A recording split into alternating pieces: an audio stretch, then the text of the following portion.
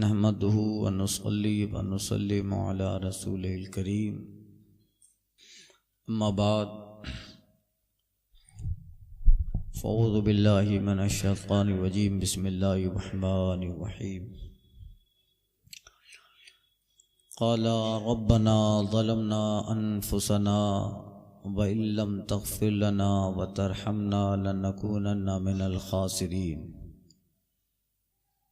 दोनों ने अर्ज़ की, ए हमारे रब, हमने अपना आप बुरा किया, तो अगर तू हमें न बख्शे और हम पर रहम न करे तो हम ज़रूर नुकसान वालों में से हुए।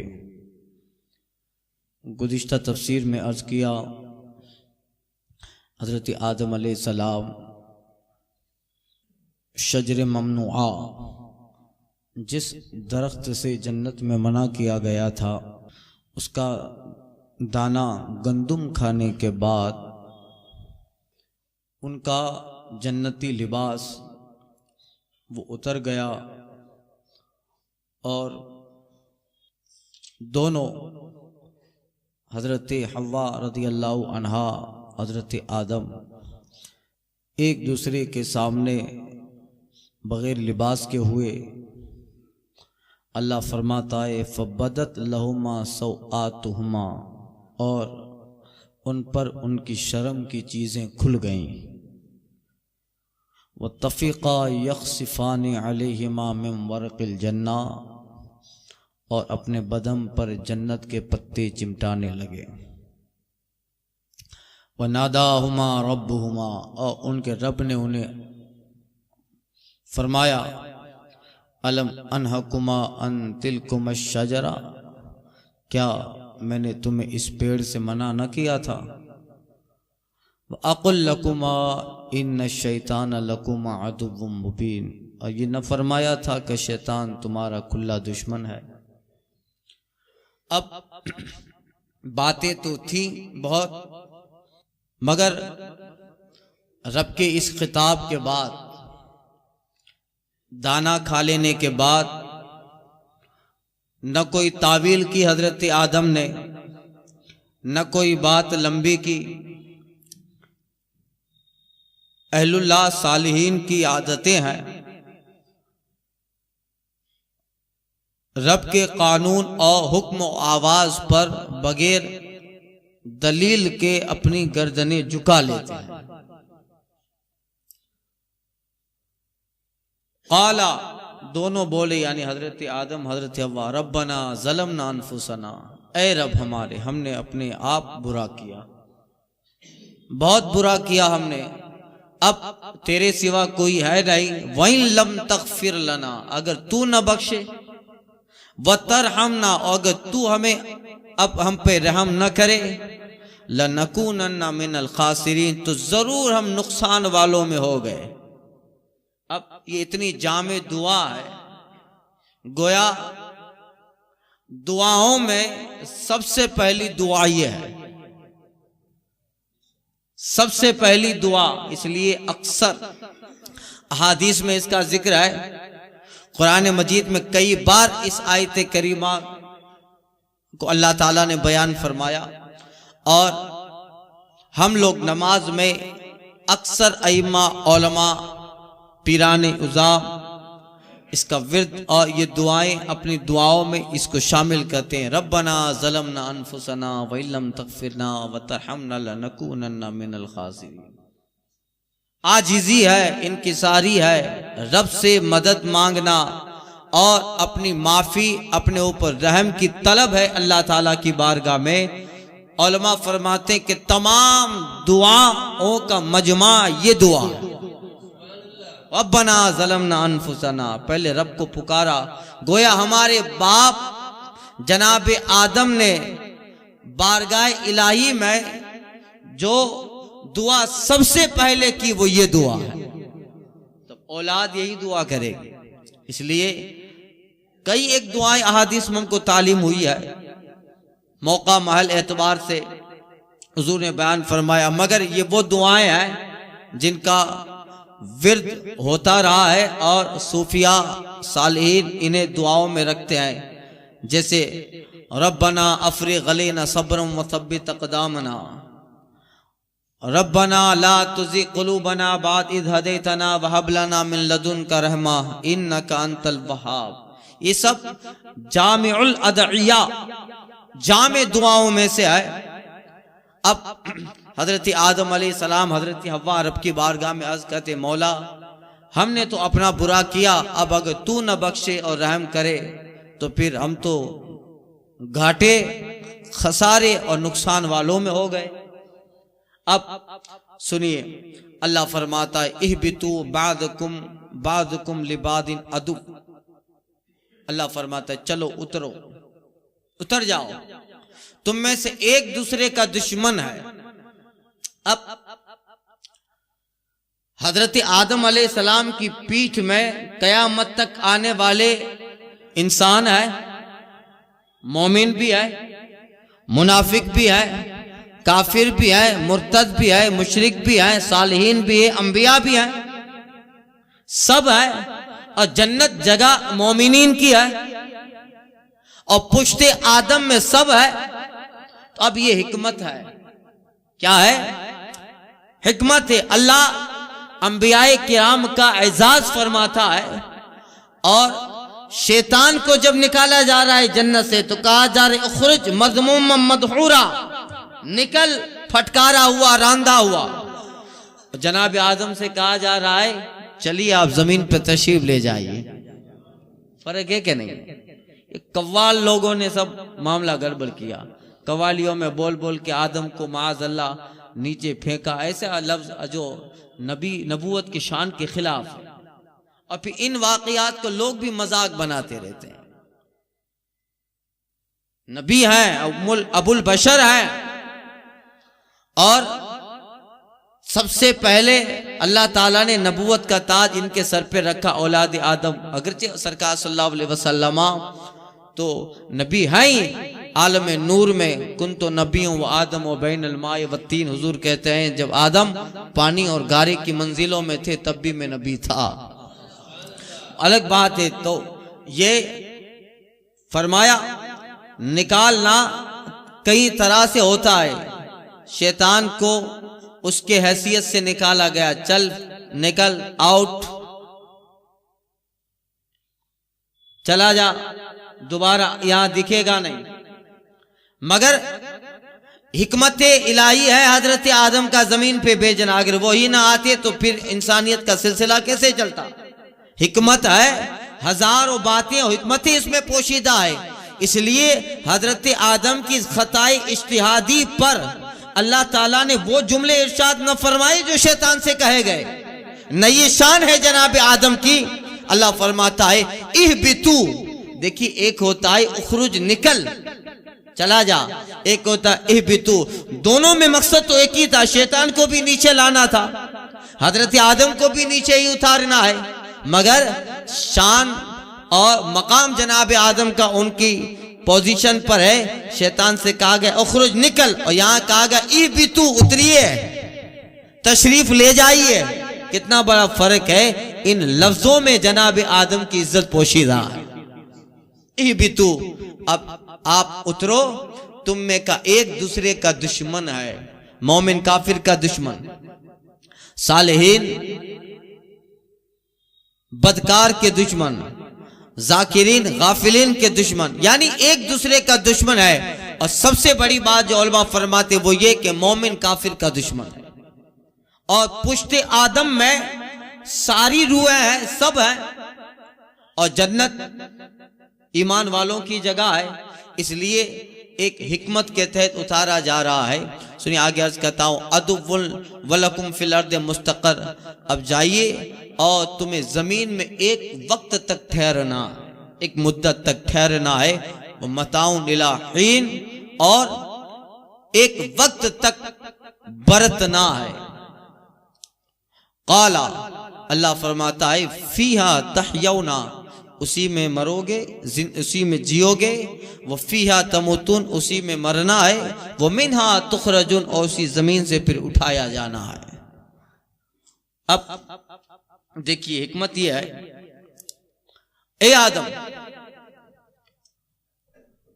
जन्नत तौबा और इस्तिगफार और दुआ मांगने की जगह नहीं है, ये तो दुनिया के आमाल के सवाब की जगह है। जाइए आप उतरिए, उस उतरने में हिकमतें हैं। उलमा कहते हैं ऐ आदम, हिकमत यह है कि तुम्हारी पुश्त में काफिर और मोमिन की रूहें हैं और दिगर सब मुशरिक काफिर मोमिनीन सब की रूहें हैं। और जन्नत ये मोमिनीन की जगह है, लिहाजा जमीन पे जाइए और जितनी रूहें हैं सबकी छांट हो जाए।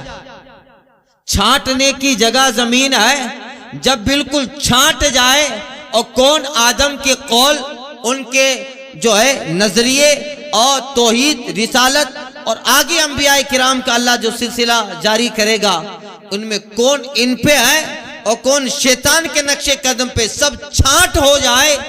ए आदम जो तुम्हारा है फिर उसको वापस इधर ले आइए, तुम्हारा है उसको वापस इधर ले आइए। इसलिए जाइए, छांट हो जाए, उधर वाले को निकाल दीजिए और जो तुम्हारा है उसको वापस इधर ले आइए।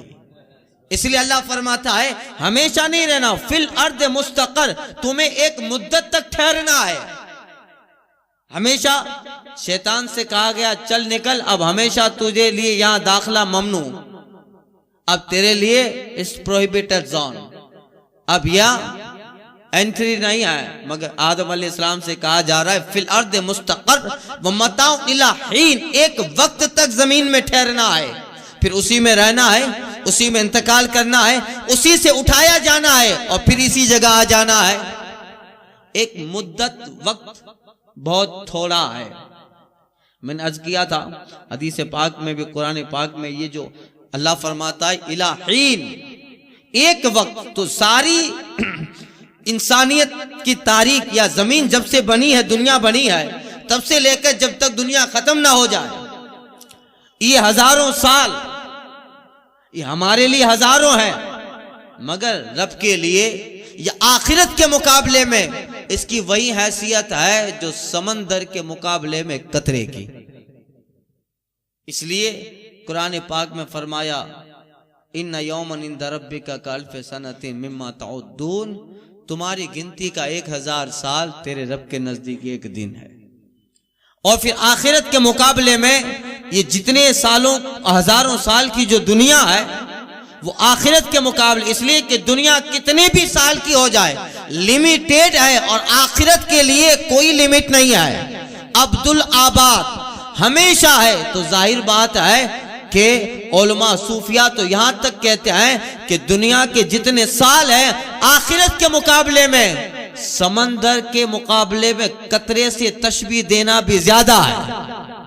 समंदर के मुकाबले में कतरे से तशबीह देना भी ज्यादा है। इसलिए अल्लाह फरमाता इलाही, एक वक्त। अब अल्लाह जिसे थोड़ा कह दे, ये जितनी दुनिया है बनी है अब तक और जब तक चलेगी, ये सारी दुनिया अल्लाह के नजदीक के अल्लाह फरमाता है मताउ दुनिया कलील, ये जिंदगी दुनिया का सामान थोड़ा है।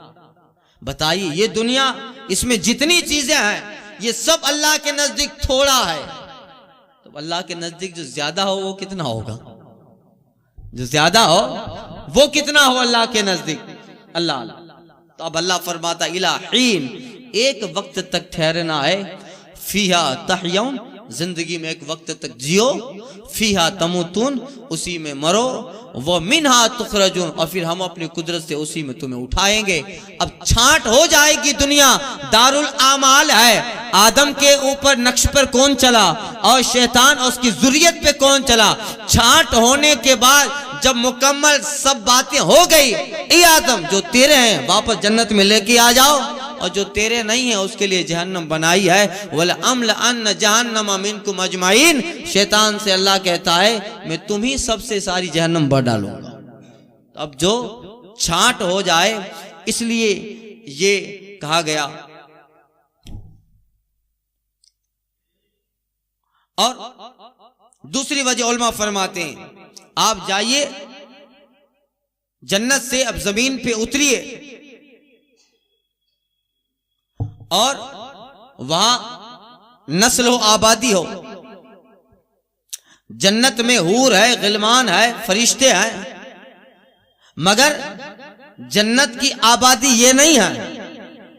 जन्नत की आबादी फरिश्ते नहीं है, हूरें जन्नत की आबादी नहीं है। वो तो जीनत और मोमिनीन की खिदमत उन सारी चीजों के लिए है। जन्नत की आबादी सिर्फ मोमिनीन है। इसलिए आदम जाइए और मोमिन इंसानों में, तुम्हारी नस्ल में से जो भी मोमिन है उन्हें वापस ले आओ, ताकि फिर जन्नत की जमीन आबादी वाली हो जाए।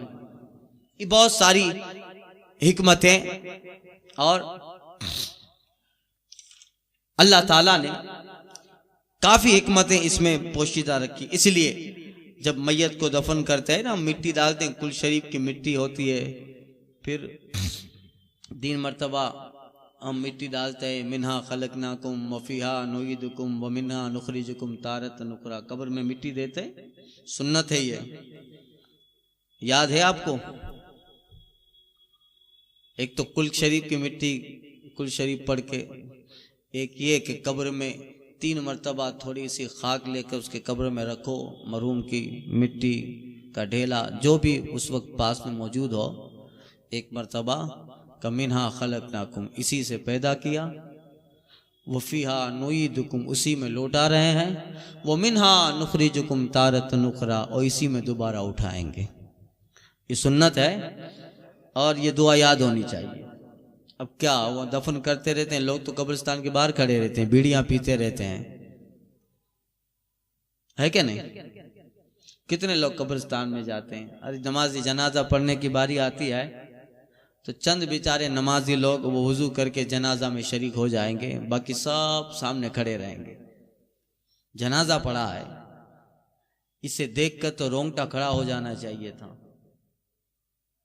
आज जिसको हम यहाँ ले आए हैं, ये उस मकान की तरफ जा रहा है जो उसका असली घर है। अब वहां कुछ नहीं आना है, अब मगर जनाजा सामने है, मगर फिर भी बंदे को इतनी तौफीक नहीं है कि चलो वुजू करके नमाज जनाजा तो पढ़ ले। हुजूर फरमाते हैं कि जिंदा है तब भी तुम पे हक है, और मरने के बाद भी एक मोमिन का दूसरे मोमिन पे हक ये है कि उसके जनाजे में जाए, उसकी नमाज जनाजा पढ़े, उसकी दुआएं मगफिरत करे। ये एक मरहूम मोमिन के लिए जिंदा मोमिन पे हक है, हक है हम पे। अब हम लोग बहुत शॉर्ट में जनाजा जा रहा है तो थोड़ा चप्पल उतार दिया, गाड़ी को रोक लिया। बहुत सारे लोग कंधा नहीं देते हैं, उस पर कितनी बरकतें, हदीस में कितनी जो है सरकार सल्लल्लाहु अलैहि वसल्लम ने फजीलतें बताई है। जनाजे के साथ 40 कदम चलना, अरे चलने वाला बख्शा जाता है, मगर बख्शिश की किसको पड़ी है? कौन बख्शिश का तलबगार है? हम तो माइल बकरम में कोई साइल ही नहीं। अल्लाह ने तो जगह जगह बख्शिश से रखी है। जनाजा जा रहा है, 40 कदम चलो तो बख्शिश, और बहुत सारे मौके हैं जहां मगफिरत का वादा है, मगर किसको मगफिरत चाहिए? नहीं चाहिए। हालात ये बता रहे हैं कि हमें नहीं चाहिए। रब तो दे रहा है, हम तो माइल बकरम है, कोई साइली नहीं। राह दिखलाए किसे रह रहे मंजिली नहीं, तुम में हूरों का कोई चाहने वाला ही नहीं। जलवे तूर तो मौजूद है पर मूसा ही नहीं। ये हाल है। इसलिए लोग कब्रिस्तान में जाते हैं, तब भी जो है जब आ ही गए हैं कब्रिस्तान में तो वुजू करके नमाज जनाजा पढ़ने में होता क्या क्या होता? कितनी बड़ी आमाल की बशारत दी जा रही है, मगर कब्रिस्तान के बाहर खड़े रहेंगे, बीड़ियां पीते रहेंगे, अंदर घर वाले करीबी रिश्तेदार जाएंगे, और अब हमारा जाना भी रस्मन हो गया है। क्या है? नहीं जाएंगे तो फिर हमारे जनाजे में कोई नहीं आएगा। ये हो गया क्या नहीं हो गया? रिश्तेदार जाते हैं, बाकी मोमिनीन नहीं जाते। कम ही लोग होते हैं जनाजे में, कितने लोग होते हैं? और अगर जनाजा ऐसे वक्त पे निकाला जाए, रात को 2 बजे 4 बजे, सुबह फजर बाद, तो 12-15 आदमी होते कि नहीं होते? 12-15 आदमी। ये गफलत भी है, दीन से दूरी भी है, सारी चीजें हैं, ये जनाजा बता रहा है। तो हमारा भी कभी जनाजा उठना है। कमा तदीनु तुदान, जैसा करना है वैसा ही होना है, जैसा करना है वैसा ही होना है। तो ये गफलत आ गई हमारे अंदर, ये चीजें आ गई, जनाजा पढ़ने तक की तौफीक नहीं मिलती है हमको। फिर हम कहते हैं मौला मेरा हाल देख, बंदा अपना नामा आमाल देख। ये हाल है। अल्लाह ताला हुस्न तौफीक अता फरमाए। कम से कम इन चीजों में तो हम सबूत दें कि हम मोमिन हैं, इन चीजों में तो सबूत दें। बाकी तो अब कोई ऐसी चीज नहीं है जहां सेक्रीफाइस किया जाए, आपको कुर्बानी के लिए बुलाया जाए। यही चीजें हैं। जनाजा जा रहा है और फ्री है, कम से कम कुछ नहीं है तो जनाजे को 40 कदम कंधा ही दे दें। वो जो लेटा होता है ना जनाजे में, वो देखता रहता है सबको, हदीस पाक में आया है, हमको भी देखता है। हम जनाजा देखकर एक साइड में खड़े हो गए, वो हमसे कहता रहता है भूलना नहीं, कभी तू भी इसी तरह लेटाया जाएगा और आरजू होगी कि तेरे कंधे जनाजे को भी कंधा कोई। वो कहता रहता है आजा, ताकि मेरा भी फायदा हो तेरा भी फायदा हो। वो लेटा हुआ कहता रहता है। जब नहीं आता है तो वो कहता है तो याद रख, जैसा आज तूने मेरे साथ किया है कल ऐसा तेरे ही साथ होने वाला है। कमा तदीनु तुदान, जैसा करोगे वैसा ही होने वाला है। तो ये है, हमारे जनाजे हमारी गफलत की निशानदही कर रहे हैं, हमारे दीन से दूरी की निशानदही हमारे जनाजे कर रहे हैं कि हम कितना गाफिल हो गए हैं, हम कितना दुनियादार हो गए और किस कदर याद इलाही और ईमानियात से हम दूरी आ गई है। ये जनाजे इसके निशानदही कर रहे हैं। इसलिए मोमिन पड़ोस में गांव में फ्री है। अगर आप जनाजा कई मुसलमान का है मगर मोमिन कहाँ, फिर आप वहाबियों के जनाजे में न चले जाओ। मोमिन की बात हो रही है, मोमिन की जाना चाहिए और उसमें जो सवाब है। आप हदीस में मिशकात शरीफ में कुछ दिनों पहले गुजर चुका, कितने सरकार सल्लल्लाहु अलैहि वसल्लम ने बयानात इरशाद फरमाए हैं, कितनी 40 कदम पे बंदा बख्शा जाता है। ये सारी चीजें हैं, अल्लाह ताला तौफीक अता फरमाए। तो जना मैयत को दफन करते हुए यही दुआ पढ़ी जाती है, मिन्हा खलकनाकुम व फीहा नुईदुकुम व मिन्हा नुखरिजुकुम तारतन उखरा। इसी में जिए, इसी में तुम्हें हम लौटा रहे हैं और क़यामत के दिन इसी से उठाया जाना है। अब ये लौटाना एंड नहीं है, आखिरी नहीं है, इससे दोबारा उठाया जाना है और हश्र में आना है। तो अब एक वक्त तक हजरत आदम अलैहिस्सलाम को जमीन पर इस्तिक़रार मिला।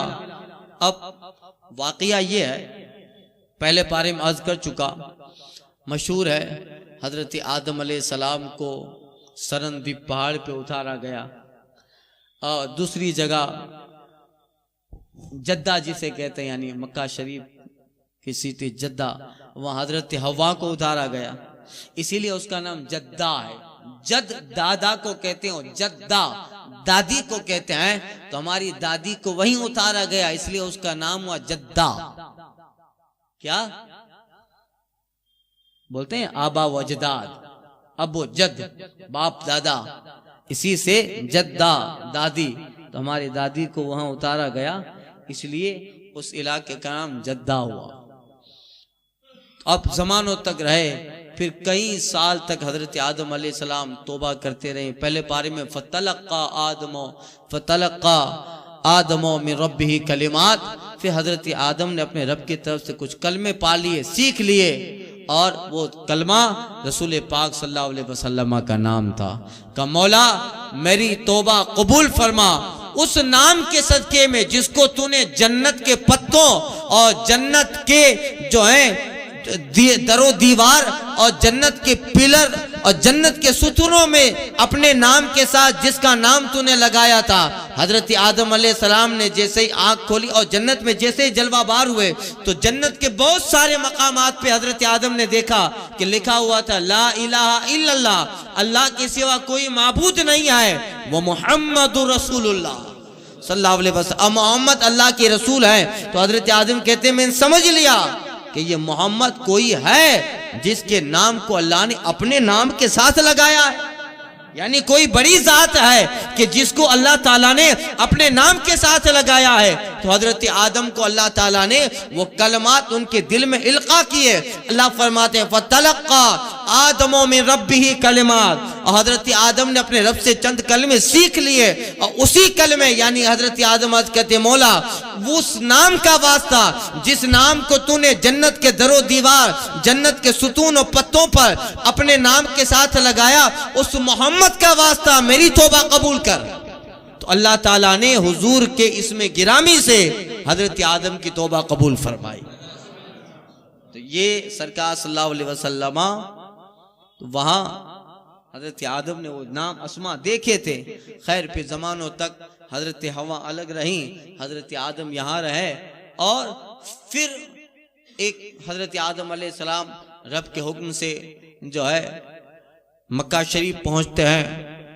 लंबा वाकया सुना है और अरफात के मैदान में हजरत आदम और हजरत हवा की मुलाकात होती है, इसीलिए उसको मैदान अरफात कहा जाता है। अरफात ये अल अर्फ उर्फ पहचानना, अरीफा पहचानने से है अरफात। तो वहां जमानों के बाद मुलाकात हुई तो हजरत आदम ने हवा जनाब हवा ने हजरत आदम को पहचाना, कहा रे आप यहाँ, कहा रे आप यहाँ। तो एक दूसरे ने एक दूसरे को पहचाना, इसे उस जगह को कहा गया अरफात। आदम को हवा, हवा को आदम के पहचानने की जगह मकाम है अरफात।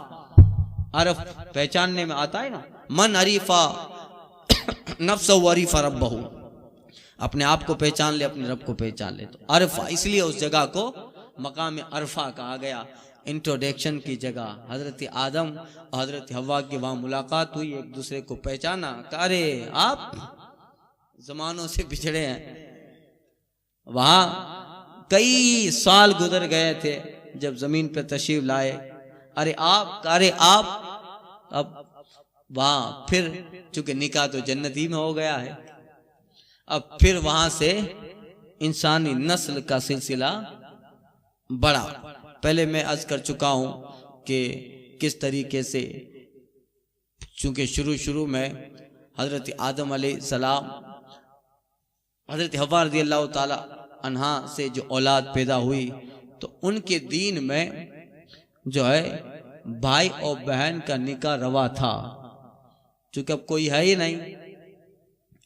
मगर अगर भाई और बहन साथ में पैदा हुए हैं तो उनका निकाह नहीं। बाद में दो भाई बहन जो भी पैदा हो तो वक्फे वाले के साथ निकाह जायज था।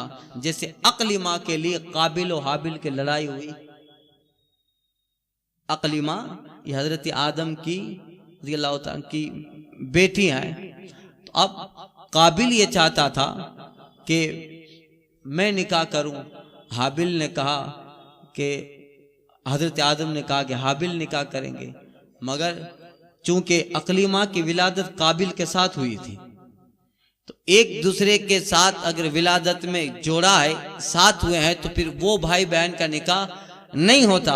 तो हजरत आदम ने कहा कि हमारे दीन में है कि अक्ली माँ तुम्हारे साथ पैदा हुई है, इससे तुमसे निकाह नहीं है, रब का हुक्म है कि हाबिल से निकाह हो। फिर इसी अक्ली माँ के लिए काबिल हाबिल में झगड़ा हुआ और बहुत लंबा वाक़या आया। ये पहले पारे में अर्ज कर चुका हूं। अब सुनिए, या आदम या बनी आदम क़द अंज़लना अलैकुम लिबासन युवारी सवातिकुम वरीशा, ऐ आदम की औलाद बेशक हमने तुम्हारी तरफ एक लिबास उतारा कि तुम्हारी शर्म की चीजें छुपाएं। जन्नत का लिबास था हजरत आदम, फिर वो लिबास उतरा, दरख्त के पत्ते लिबास बने और जमीन पे तशरीफ ले आए और फिर जमीन पे हजरत आदम अलैहिस्सलाम ने लिबास बनाया। कुछ जमानों तक रिवायतों में है कि ये दरख्त का ही लिबास रहा, बाद रिवायतों में कि फिर अल्लाह ताला ने कपास उगाया। क्या? कपास। और जिन चीजों से लिबास बनाए जाते हैं, कपास, ऊन, इन चीजों को, अब देखिए लिबास ये सिर्फ इंसानों के लिए है। शेर इतना बड़ा, जंगल का राजा, the king of the forest कहा जाता है, लायन, मगर शेर सारे जानवरों में बहादुर है, मगर नंगा घूमता है। शेर का लिबास पहनता है कोई दर्जी है, खयात है जो शेर को लिबास पहनाता है? हमारी आबादियों में कई जानवर है, अरे आपके पालतू हमारे जानवर, बकरी है, गाय है, भैंस है, हम जो है बाहर हम हमारे वो आंगन में रहते हैं, हमारे पालतू हैं, इतने करीबी हो गए हैं, मगर फिर भी आप बकरी को लिबास नहीं पहनाते हैं, न दर्जी के पास जाते हैं कि मेरी भैंस का लिबास पहना दो, है? जबकि ठंडी हमें भी लगती है, ठंडी उन्हें भी लगती है।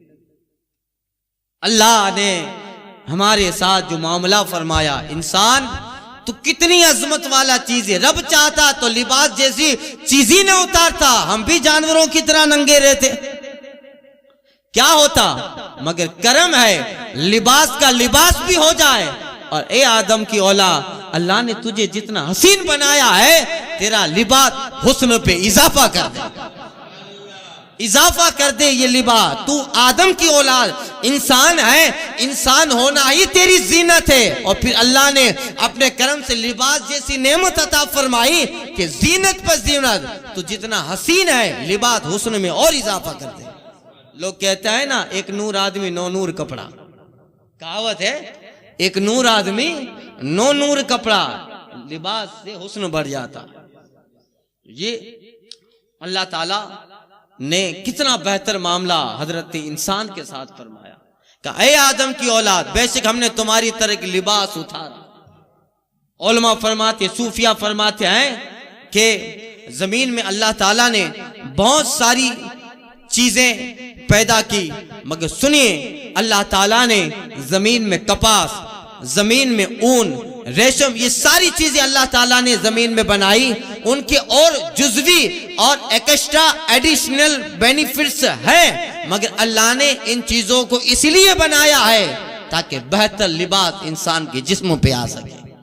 ये लिबास कितनी बड़ी अल्लाह ताला की दौलत है। सारी मखलूकात, जानवर लिबास नहीं पहनते, इंसान लिबास पहनता।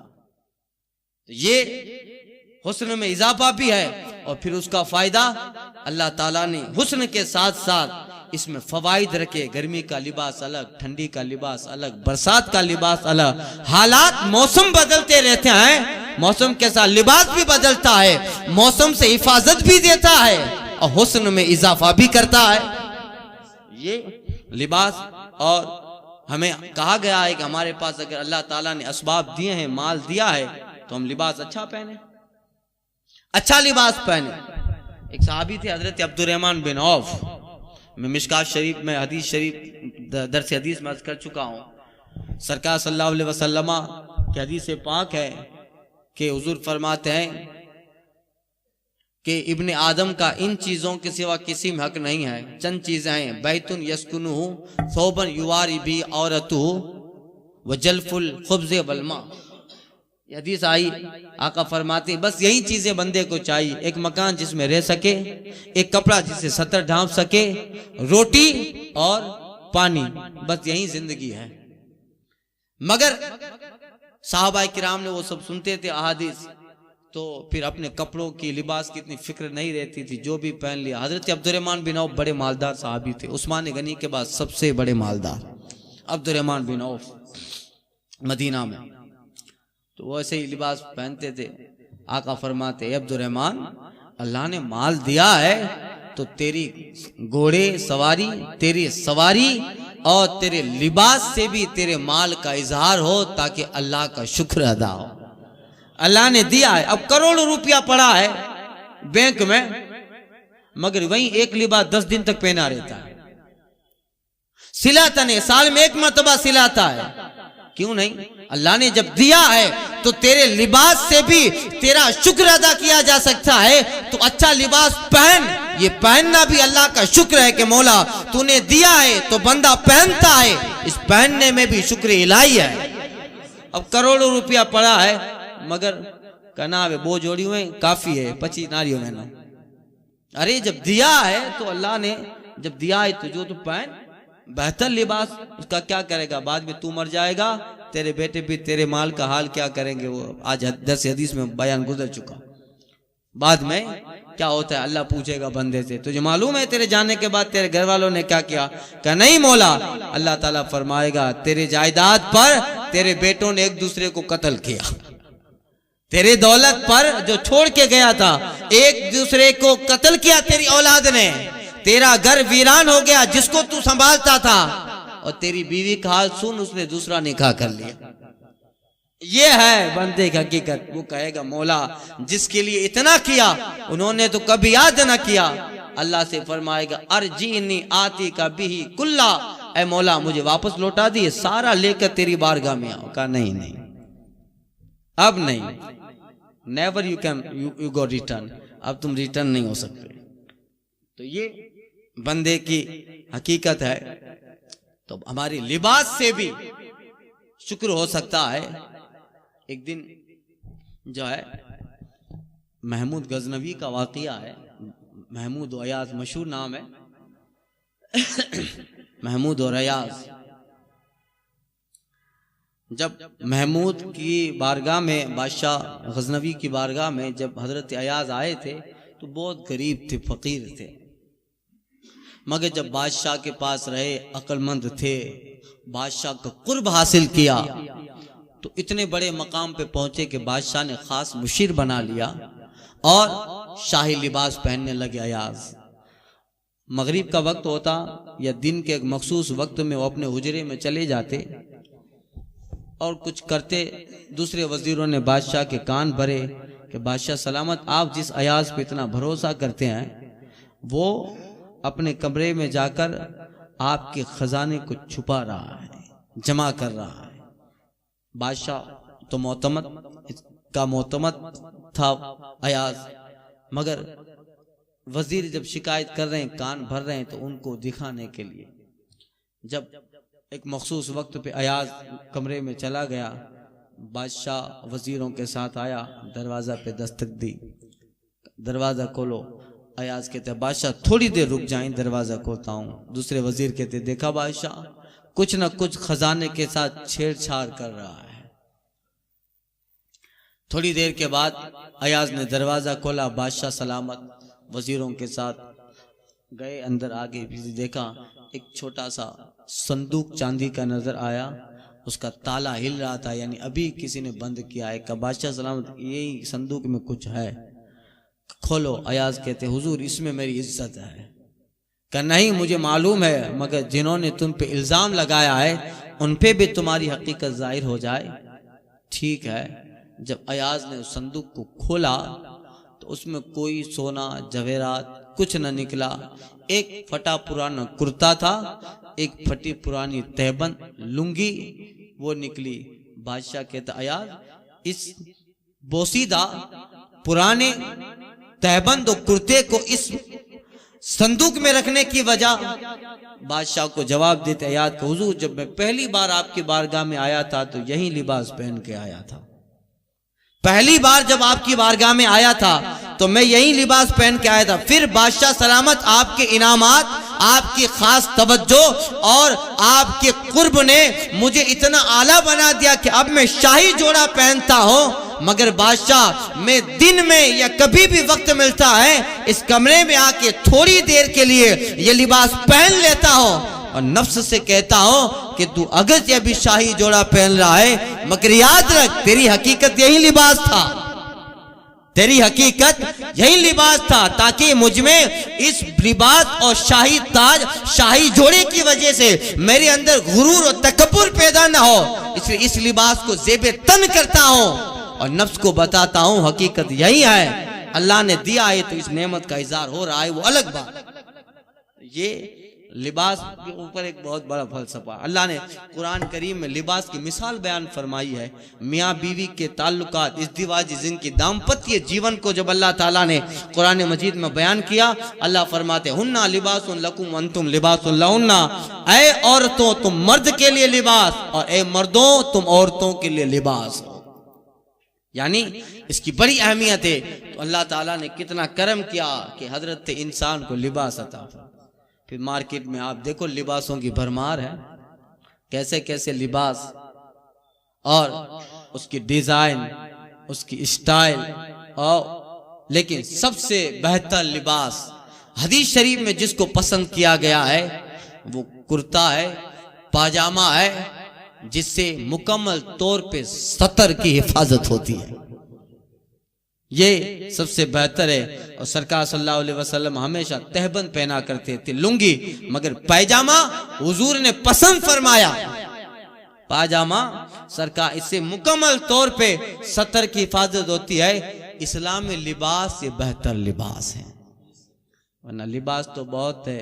अब आजकल तो लिबास ऐसे ऐसे निकले हैं, अल्लाह की पनाह। ये अब देखो अल्लाह ताला का करम, अल्लाह फरमाता ए औलाद आदम, बेशक हमने तुम्हारी तरफ लिबास उतारा कि तुम्हारी शर्म की चीजें छुपाए, और याद रखो वह लिबास तो तकवा, ये तो जाहिरी लिबास है, सबसे बड़ा लिबास तकवा है, सबसे बड़ा लिबास परहेजगारी है। ये लिबास तुम्हारे जिस्म को छुपाए, मगर अंदर रूह का लिबास, तुम्हारे दिल का लिबास वो परहेजगारी है। ये लिबास रहे न रहे, मगर याद रखो तकवा का लिबास हमेशा रहना चाहिए, परहेजगारी का लिबास रहना चाहिए। ज़ालिका खैर, यही बेहतर है, यही बेहतर है। ये लिबास रहे न रहे, तकवे का लिबास नहीं उतरना चाहिए। ज़ालिका मिन आयातिल्लाहि लअल्लहुम यज़्ज़क्करून, सुनो ये लिबास अल्लाह की निशानियां हैं। ये जाहिरी लिबास भी अल्लाह की निशानी। अल्लाह ने जो तकवा दिया है, जिस तकवा जिस दिल में आता है वो रूह का लिबास हो जाता है, वो भी अल्लाह की निशानी है। अल्लाह तुम्हें बता रहा है लअल्लहुम यज़्ज़क्करून, ताकि नसीहत माने। तो ये दो लिबास है, लिबास जिस्म का, लिबास तकवा का, दोनों लिबास रहेंगे तो यकीन जानिए जहां से जनाब आदम आए हैं हम फिर उसी जगह जन्नत में जाने वाले हैं। आज 10-12 मिनट ज्यादा हो गई और इंशाअल्लाह ताला इसके आगे का मज़मून कल की आयत